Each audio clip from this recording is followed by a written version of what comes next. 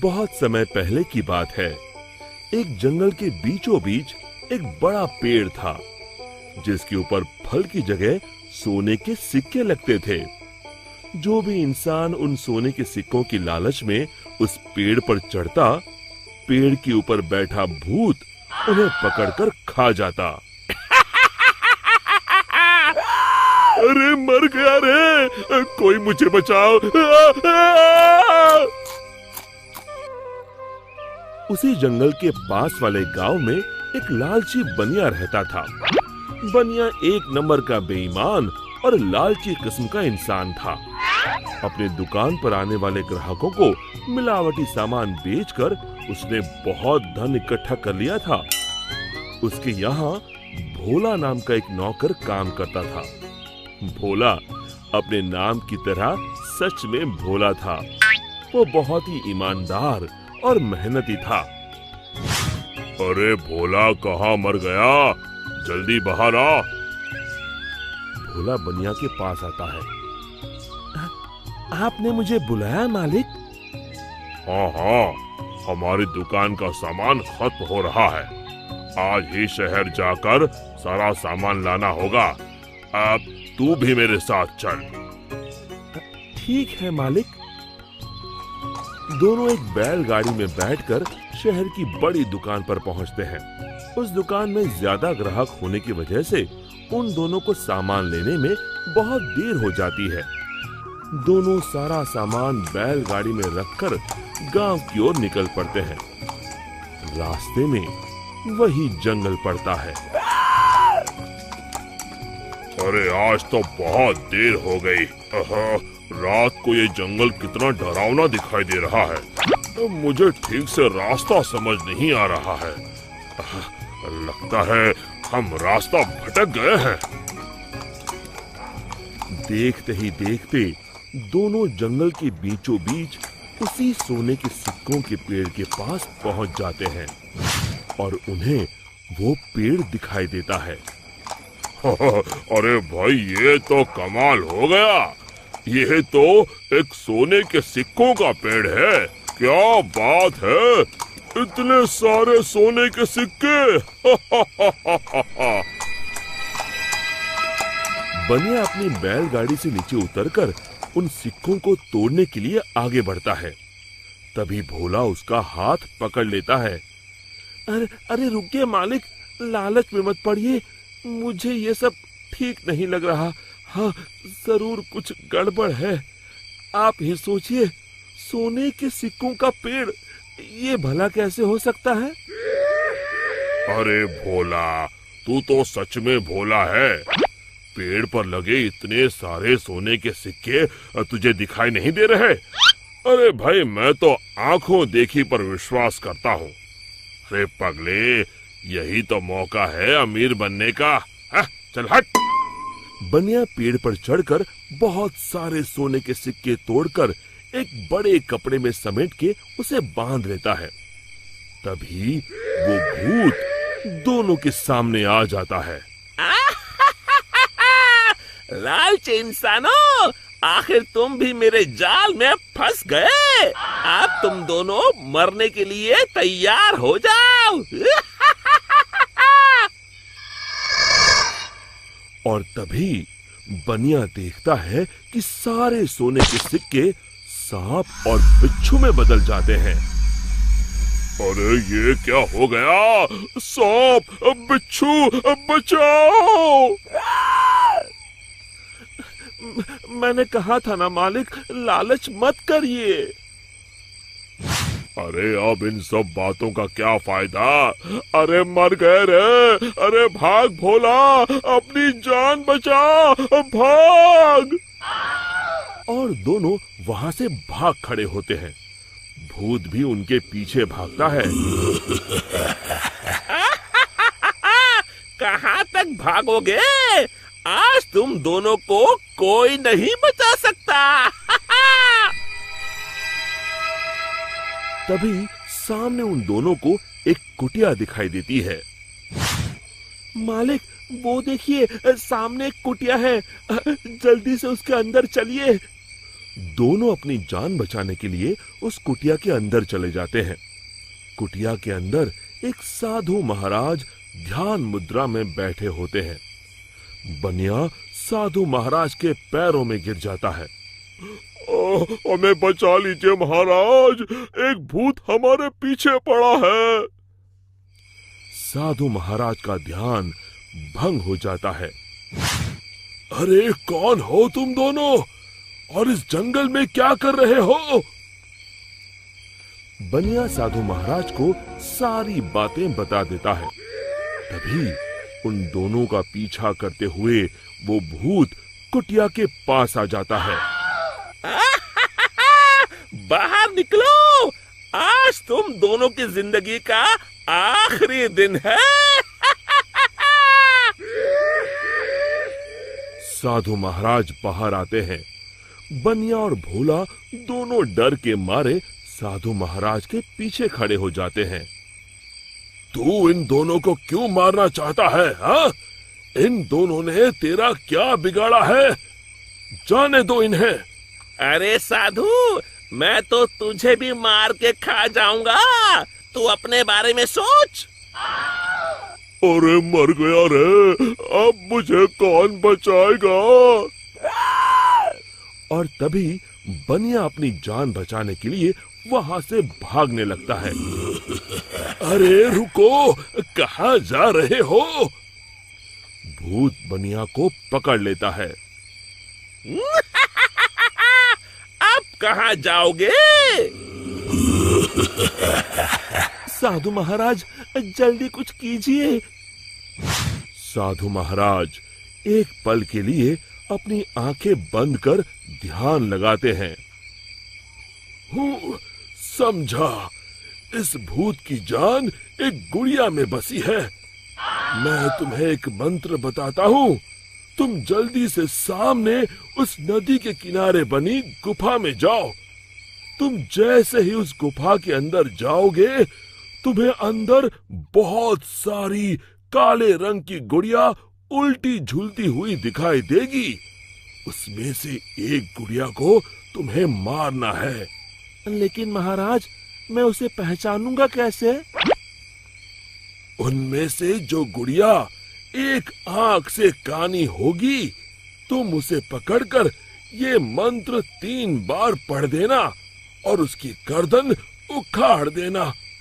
जी महाराज, मैं अभी जाता हूँ, आप जल्दी से मुझे वो मंत्र बता दीजिए। साधु महाराज भोला को वो मंत्र बता देते हैं। भोला भागकर उस गुफा के अंदर चला जाता है। अंदर पहुंचते ही भोला को उल्टी झूलती हुई गुड़िया दिखाई देती है। अरे मर गया रे, यहाँ तो इतनी सारी गुड़िया हैं, लेकिन वो एक आंख वाली गुड़िया तो कहीं दिखाई नहीं दे रही। तभी भोला की नजर गुफा के कोने में लटक रही एक गुड़िया पर पड़ती है, जिसकी एक आंख नहीं होती। हाँ, मिल गई, लगता है यही वो गुड़िया है। भोला दौड़ कर जाता है और उस गुड़िया को पकड़ लेता है और फिर साधु महाराज का बताया हुआ मंत्र 3 बार पढ़कर उसकी गर्दन उखाड़ देता है। और देखते ही देखते उस गुड़िया के साथ वहां मौजूद सभी गुड़िया जलने लगती हैं और दूसरी तरफ वो भूत भी जलने लगता है। ये मुझे क्या हो रहा है? नहीं! और भूत जलकर वहां से गायब हो जाता है। फिर भोला भागकर बनिया के पास जाता है। आप ठीक हैं मालिक? आज मेरे लालच ने तो मेरी जान ही ले ली थी, अब मैं कभी लालच नहीं करूंगा। और इसी तरह फिर एक बार बुराई पर अच्छाई की जीत हुई। सासू माँ की नई सहेली। प्रिया किचन में चाय बना रही होती है और सुमन ड्राइंग रूम में बैठकर मजे से टीवी देख रही होती है। तभी दरवाजे की घंटी बजती है। प्रिया, जरा देखना तो कौन आया है। देखती हूँ मम्मी जी। प्रिया दरवाजा खोलती है तो सामने पड़ोस वाली विमला आंटी खड़ी होती है। नमस्ते आंटी जी, कैसी हैं आप? मैं तो बिल्कुल ठीक हूँ बेटा, पर तेरी सास को क्या हुआ है? आजकल कहीं दिखती ही नहीं है। जब देखो तब टीवी के आगे जमी रहती है। अंदर तो आइए आंटी। अरे ओ दीपक की अम्मा, कहाँ हो? अरे बिमला, आओ आओ, क्या बात है, बड़े दिन बाद याद आई तुम्हें मेरी। मैं तो हमेशा ही तुम्हें याद करती हूँ, पर तुम ही गायब रहती हो और आजकल तो बाहर भी नहीं आती जाती। तबीयत तो ठीक है ना तुम्हारी? अरे तबीयत को क्या होना है, इस उम्र में तो कुछ ना कुछ लगा ही रहता है। मेरी छोड़ो, तुम ये बताओ कि क्या चल रहा है गली मोहल्ले में। तुम गली मोहल्ले की छोड़ो, चल तो तुम्हारे पड़ोस में रहा है। तुम्हारी नई सहेली आई है। मेरी कौन सी नई सहेली? मैं तो यहाँ बस तुमसे बातचीत कर लेती हूँ, या फिर बाजू वाली शर्मा की बहू से 2-4 बातें कर लेती हूँ। इसीलिए तो कहा कि तेरी नई सहेली आई है। अब कोई पड़ोस में आया है तो बात तो होनी ही है। कम से कम इसी बहाने हमारा भी एक ग्रुप बन जाएगा। फिर सब मिलकर अपनी बहुओं की शिकायतें किया करेंगे। दोनों हंसने लगते हैं। तभी प्रिया चाय लेकर आती है और सामने टेबल पर रख देती है। दोनों चाय पीती हैं और बातें करते हैं। चलो मैं चलती हूँ, अब कल मिलते हैं। राम राम। अगले दिन प्रिया किचन में कुछ काम कर रही होती है और सुमन आराम से सोफे पर बैठकर मटर छिल रही होती है। तभी डोरबेल बजती है। प्रिया दरवाजा खोलती है तो सामने उनकी नई पड़ोसन खड़ी होती है। जी, आप कौन? मैंने पहचाना नहीं। नमस्ते बेटा, मैं शारदा, आपके बगल वाले घर में अभी 2-4 दिन पहले ही शिफ्ट हुए हैं। ओह अच्छा अच्छा अच्छा, नमस्ते आंटी, अंदर आइए ना आप। देखिए तो मम्मी जी, आज कौन आया है। इतना कहकर प्रिया किचन में चाय बनाने चली जाती है। नई पड़ोसन को घर पे देखकर सुमन थोड़ा हैरान हो जाती है। नमस्ते बहन जी, मैं शारदा, आपकी नई पड़ोसन। अच्छा अच्छा, आप हैं हमारी नई पड़ोसन। आइए आइए, और बताइए कैसी हैं आप? जी बिल्कुल ठीक हूँ। वो दरअसल घर पर छोटी सी पूजा रखवाई थी, बस उसी का प्रसाद देने चली आई। सोचा इसी बहाने नए पड़ोसियों से भी मुलाकात हो जाएगी। ये तो बहुत अच्छा सोचा आपने। सुमन प्रिया को आवाज लगाती है। अरे ओ बहू, जरा चाय पानी का तो आके पूछ लो। ये आजकल की बहुएं भी ना, जब तक बोलो नहीं तब तक कुछ नहीं करेंगी। आई मम्मी जी। प्रिया चाय लेकर आती है। दोनों बैठकर चाय पीती हैं और खूब सारी बातें करती हैं। अच्छा बहन जी, अब मैं चलती हूँ, फिर मिलते हैं। अब तो आना जाना लगा ही रहेगा। शारदा के जाने के बाद प्रिया किचन से बाहर आती है। क्या बात है मम्मी जी, आप दोनों को देखकर तो लगा ही नहीं कि पहली बार मिल रही हो। आप दोनों तो बिल्कुल बिछड़ी हुई सहेलियों की तरह बातें कर रही थी। अरे जब दो औरतें मिल जाती है ना, तो बातें अपने आप ही निकल आती है। अब तू अपने काम पर ध्यान दे, बातों पे नहीं। ऐसे ही कुछ दिन बीत जाते हैं। अब सुमन और शारदा अच्छी सहेलियां बन गई होती हैं। दोनों एक साथ मंदिर जाती, मार्केट जाती और कभी कभी तो विमला भी इनके साथ मिलकर खूब हंसी ठिठोली करती। एक शाम तीनों बैठकर सुमन के घर पर चाय पी रही होती हैं कि तभी बहुत तेज बारिश शुरू हो जाती है। सुमन जोर से प्रिया को आवाज लगाती है। प्रिया, ओ प्रिया, देख कितनी तेज बारिश हो रही है। जाके छत से सारे कपड़े ले आ, नहीं तो सब भीग जाएंगे। सुमन 2 बार आवाज लगाती है, लेकिन प्रिया का कोई जवाब नहीं आता। शायद प्रिया कुछ काम कर रही है, इसीलिए कुछ जवाब नहीं दे रही। अरे काहे का काम, आराम फरमा रही होगी महारानी। तभी प्रिया बीमार हालत में अपने कमरे से बाहर निकलती है। हाँ मम्मी जी, क्या हुआ? मेरी तबीयत थोड़ी ठीक नहीं है ना, इसलिए आग लग गई। अरे सारे कपड़े भीग गए और तुझे सोने से फुर्सत नहीं है। सबके सामने सुमन के मुंह से ऐसी बातें सुनकर प्रिया उदास हो जाती है और छत से कपड़े उतारने चली जाती है। सुमन, ये क्या बात हुई? प्रिया ने बताया ना कि उसकी तबीयत ठीक नहीं, इसलिए उसकी आंख लग गई। तुम भी ना खामखा उसे सबके सामने सुना दिया। अरे आप नहीं जानती शारदा जी, कुछ बहुएं ना बहुत आलसी होती है, घर का एक काम नहीं करना चाहती। ऐसा नहीं है सुमन, तुम्हारी बहू तो बहुत प्यारी है, तुम्हारी सारी बात भी तो मानती है। हाँ सुमन, तुम प्रिया के बारे में ऐसा क्यों सोचती हो? मेरी भी दो बहुएं हैं, लेकिन मैं उन्हें अपनी बेटियों की तरह रखती हूँ।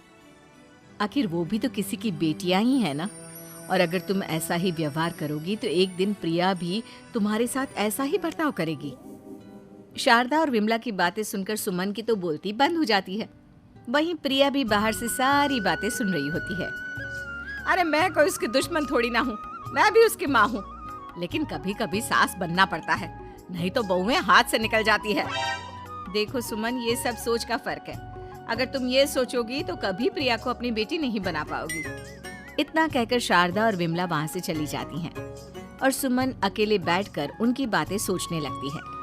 अगले दिन प्रिया और दीपक अपने कमरे में बैठकर बात कर रहे होते हैं और सुमन उनके कमरे के बाहर कुछ काम कर रही होती है और उन दोनों की बातें सुन लेती है।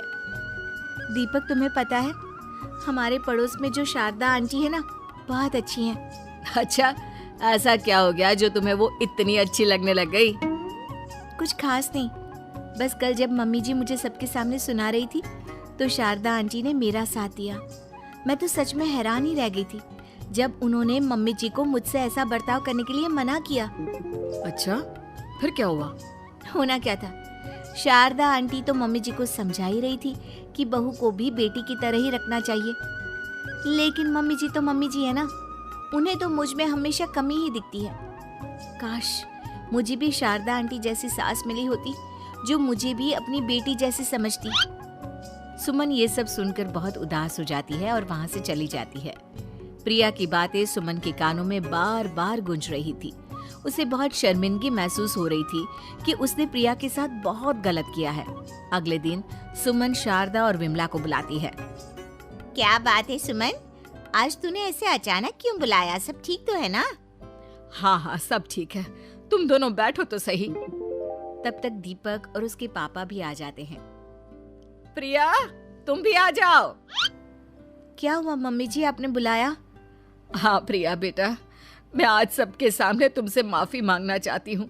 मैंने आज तक तुम्हारे साथ बहुत बुरा व्यवहार किया है, लेकिन तुमने कभी भी मेरे साथ बुरा बर्ताव नहीं किया। मुझे अपनी गलती का एहसास हो गया है, हो सके तो मुझे माफ कर देना। प्रिया अपनी सास की बातें सुनकर हैरान हो जाती है। उसकी आंखों में आंसू आ जाते हैं। प्लीज मम्मी जी, आप मुझसे माफी मत मांगिए, मैं भी आपकी बेटी ही हूँ। वैसे एक थैंक यू तो मेरी नई सहेली को भी बनता है, जिसकी वजह से मुझे मेरी गलती का एहसास हुआ। शारदा बहन, आपका बहुत बहुत शुक्रिया जो आपने मेरी आंखें खोल दी। अरे क्या सुमन, तुम भी ना। तो फिर इसी बात पर चाय और पकोड़े हो जाए। हाँ हाँ, क्यों नहीं।